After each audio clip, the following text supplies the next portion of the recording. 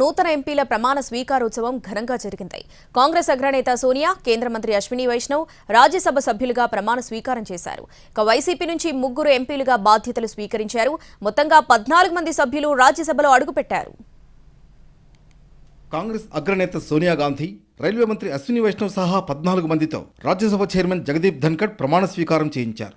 రాజస్థాన్ నుంచి సోనియా, ఒడిషా నుంచి అశ్విని వైష్ణవ్ ఎంపీలుగా ప్రమాణ స్వీకారం చేశారు. మాజీ ప్రధాని మన్మోహన్ సింగ్ రాజ్యసభ పదవీకాలం ముగియడంతో ఆయన స్థానంలో సోనియా పోటీ చేశారు. రాజస్థాన్ నుంచి సోనియా పెద్దల సభకు ఏకగ్రీవంగా ఎన్నికయ్యారు. కాంగ్రెస్ సీనియర్ లీడర్లు అజయ్ మాకెన్, సయ్యద్ నసీర్ హుస్సేన్లు కర్ణాటక నుంచి ఎంపీలుగా పెద్దల సభలో అడుగుపెట్టారు.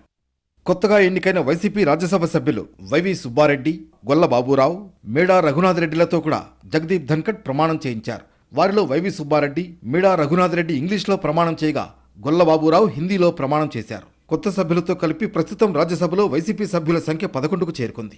ఈ క్రమంలో రాజ్యసభలో 4వ పెద్ద పార్టీగా వైసీపీ అవతరించింది. 97 మంది రాజ్యసభ సభ్యులతో బీజేపీ అగ్రస్థానంలో ఉండగా 29 మంది సభ్యులతో కాంగ్రెస్, 13 మంది సభ్యులతో టీఎంసీ 2-3 స్థానాల్లో ఉన్నాయి.